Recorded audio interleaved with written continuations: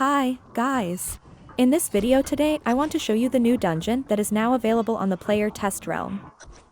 We are gonna take a look at the two main bosses and some of the basic mechanics that you have to master to get through the dungeon.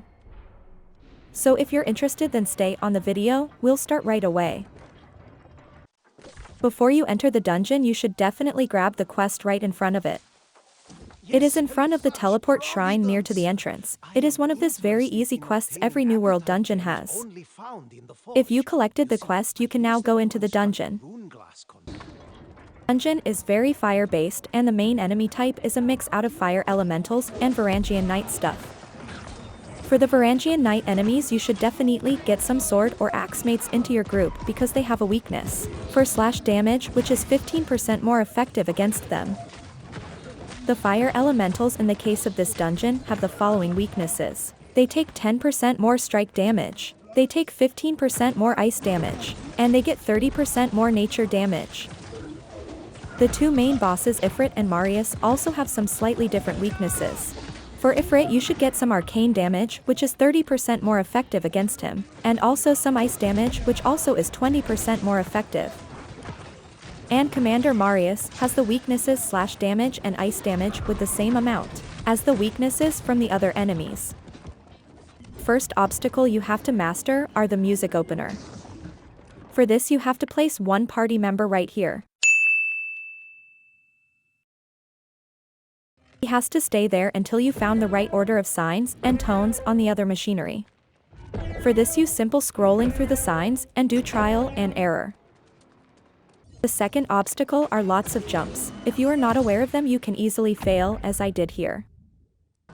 Also, a new obstacle are these punching cylinders, which kills you instantly if you are not on the exact timing.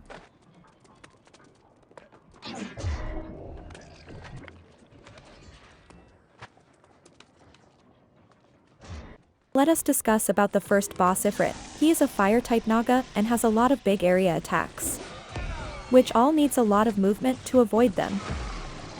The first one you will see here, Ifrit summons slices of fire that will fly across the battlefield and will do a lot of damage. You need to avoid them. Luckily, the fire slices always spawn in the southeast of the boss area and fly towards northwest. That makes it easy to be alerted and see them right when they spawn. The next skill is an area of effect near the boss. You will sometimes see a cross on the ground, which is locked to the boss rotation.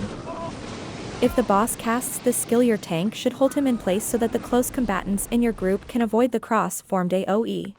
Similar to the cross-formed AoE, Ifrit has another big ability that this time concern all your party members. He is casting a big stream of fire that flows out of his front and back, meanwhile he is rotating. You can easily dodge through the stream and avoid all of the damage.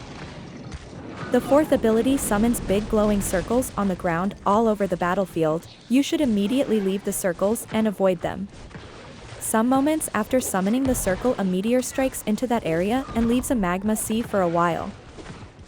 The big deal at Ifrit is that the closer you get to the death of Ifrit, the more often he uses these four abilities. The bad thing is that shortly before his death you have to dodge a real effect fireworks.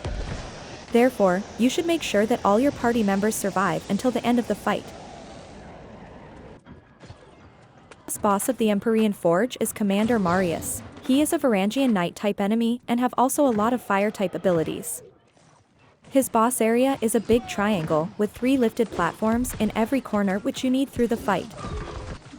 His first ability is a very easy one. He'll spawn little geysers of magma all over his boss area. They will only do damage if you stay near to them, and they are very easy to avoid. So you should go away from them. They will disappear after a few seconds. The second ability he has brings the platforms in. Commander Marius will run to the middle of the area and will light up the floor. Except the platforms, where you should search for shelter in this phase. After a few seconds, the ground will turn back to normal and you can easily walk to the boss again. The last ability of Commander Marius is that after he will fall under 50% health, big magma balls spawn on the platforms through the fight and roll through the boss area. They are very easy to avoid and you can still stay on the platform when they spawn. Just look where my char is standing, you will be safe here. Like in the fight with Ifrit, Commander Marius will dense the frequency of his attacks with his falling health pool. but I for myself found the fight is a pretty easy one. If you have managed to take down Ifrit, you should easily finish Commander Marius in the first try. If you are following all the tips that I gave you, you should be prepared for the dungeon when it hits the live server. I want to say that I thank you very much for watching my content till the end. If you are interested in more content like this, please leave a like or a comment. Have a nice day.